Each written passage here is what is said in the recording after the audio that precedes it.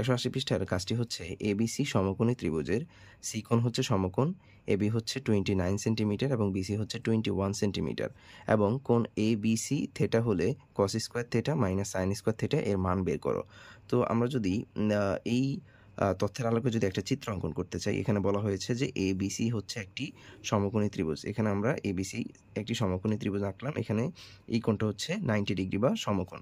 তো এখানে সি কোণের কথা সমকোণ বলছে, তার মানে অবশ্যই এই কোণটা হবে সমকোণ এবং এখানে বলা হয়েছে কোণ এবিসি হচ্ছে থিটা, অর্থাৎ আপনি যেখানে বি কোণটা নিবেন ওইখানে থিটা কোণটা নিতে হবে। অর্থাৎ এখানে যদি আমরা এটাকে বি ধরি তাহলে অবশ্যই এই কোণটা হবে থিটা কোণ এবং আমরা জানি থিটা কোণের বিপরীতে যেটা থাকে সেটা হচ্ছে লম্ব।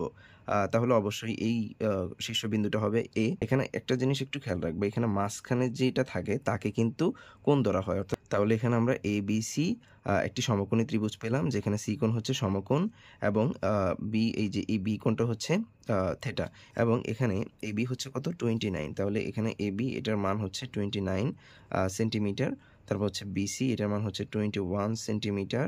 এখান থেকে আমরা এবার এই লম্বের মান যদি বের করতে পারি তাহলে এখানে আমরা কস স্কয়ার থিটা এবং সাইন স্কয়ার থিটার মান বের করতে পারবো। তো এইটা থেকে মানে এখানে অতিভুজ আছে, তারপরে ভূমি আছে, এখন আমাদেরকে লম্বের মান বের করতে হবে। এটা বের করার জন্য আমাদের যে সূত্রটা লাগবে সেটা হচ্ছে পিথাগোরাসের উপপাদ্য। আর পিথাগোরাসের উপপাদ্য থেকে আমরা জানি, আমরা এখানে লিখতে পারি যে সমকোণী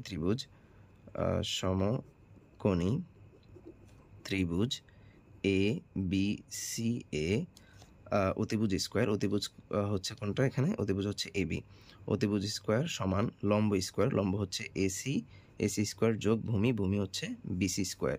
কারণ পিথাগোরাসের উপপাদ্য হচ্ছে সমকোণী ত্রিভুজের অতিভুজের উপর অঙ্কিত বর্গের বর্গ অপর দুই বাহুর উপর অঙ্কিত বর্গের সমষ্টির সমান। এটা হচ্ছে তার গাণিতিক রূপ, অর্থাৎ অতিভুজ স্কয়ার সমান লম্ব স্কয়ার যোগ ভূমি স্কয়ার। এবার আমরা এদের মান বসাই দিব। এখানে এবি হচ্ছে 29, এটার উপর স্কয়ার সমান এসি এর মান আমরা বের করব প্লাস বিসি এটার মান হচ্ছে 21, এখানে হবে স্কয়ার। এখানে আমরা পাবো হচ্ছে 841 সমান এসি স্কয়ার যোগ 21 স্কয়ার মানে হচ্ছে 441।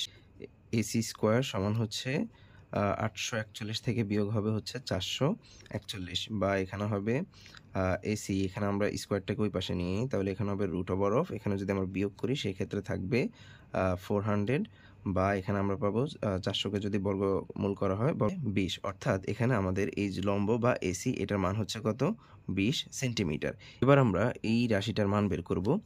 তাহলে এখানে আমরা লিখতে পারি যে এখন এখানে হচ্ছে কি কস square theta minus sine square theta, এখানে এটার মান বের করতে হবে। তো কস মানে কি, কস মানে হচ্ছে ভূমি বাই অতিভুজ। তো এখানে ভূমি হচ্ছে বি সি বাই অতিভুজ হচ্ছে এ বি, এটার উপরে কি আছে স্কয়ার আছে, এরপর হচ্ছে মাইনাস সাইন মানে কি, সাইন মানে হচ্ছে লম্ব বাই অতিভুজ, লম্ব হচ্ছে এ সি, অতিভুজ হচ্ছে এ বি, এটার উপরে হচ্ছে স্কয়ার।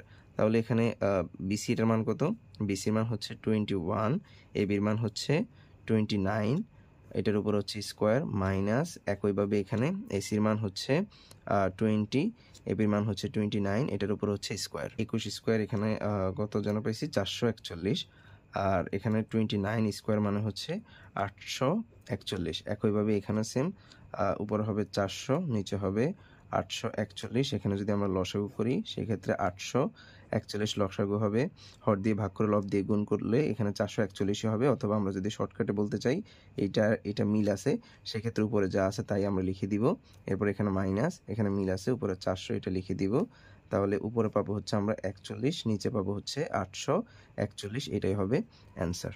আজকে এই পর্যন্তই, দেখা হচ্ছে পরবর্তী ক্লাসে। আল্লাহ হাফেজ।